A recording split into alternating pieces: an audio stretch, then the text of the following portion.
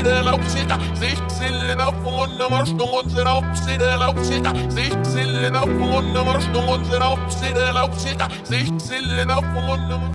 don't wanna die young. What I gotta do to live? No more martyrs, no more trauma, no more.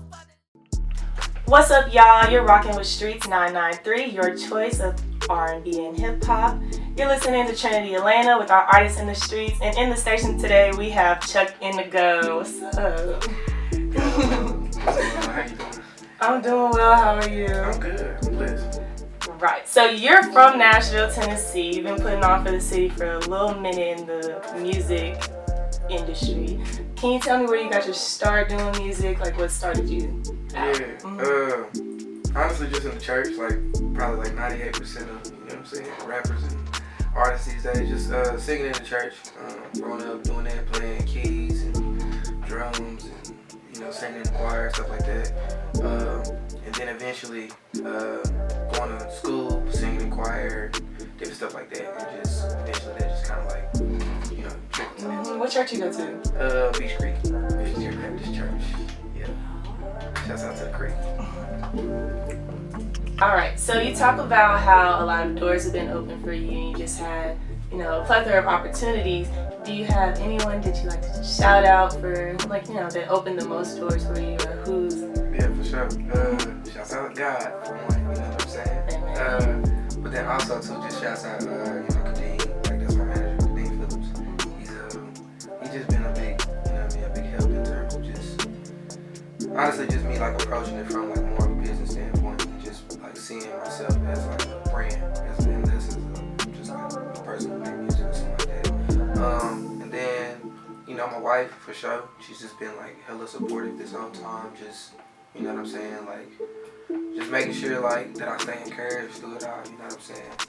Cause it's like with this art shit, this art stuff. Can I cuss on here? Yeah. Okay, with this art shit, too. It's just like it's one of them things that just, you know, you putting yourself out there a lot for people to critique, honestly. And sometimes when it ain't the critique you trying to hear, or I mean, if it ain't no critique at all, it can kind of like, you know, fuck with your mind. So she been a really good job of just like keeping me grounded for sure. That's what's up. So coming up, we have your song "Ain't Free" featuring Demo. Tell me a little bit about the song and just intro it for us. Yeah. So that song is the second song on No More Bad Days. This from my dog Demo. He gonna tell you he's Demo, not Demo. Ooh, my bad. It's Demo. Yeah, it's literally his little thing. But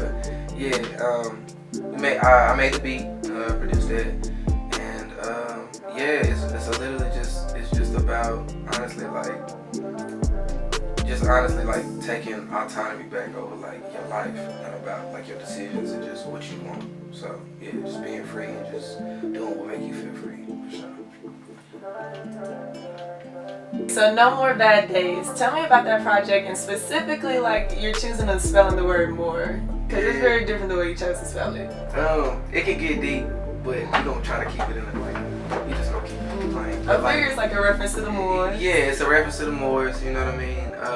But also just like on a more simple basis, like Moor also used to be like a term that just was referred to black people, you know what I'm saying? And so in this particular sense, it was that, like it would just be flipping out. It's like no more bad days for black folk. That's essentially what the title means. It stemmed off of, it came honestly off of a completely different concept. So I was gonna do an R&B project named No More Bad Days, but it's just gonna be MORE, like normally. And I wanna say it was around probably 2 weeks into me making that project, like actually starting to work, do songs and stuff for that project. George Floyd died. He got killed, and like that one was different for me, just because like a lot of the other situations are a lot more like spontaneous in terms of like it's very quick, and then it just happens. But that one was like just super drawn out, and just to see him kind of like, you know what I mean, have a foot on his neck for like 9 minutes. You know what I'm saying? It's like, you know what I mean? That dude called out for his mama. That's the part that just kind of like tore me up, and it just so happened like it had happened. I think this happened May 26th, 2020. Am I correct? Yeah. Yeah, something like that. Definitely May. It was in May.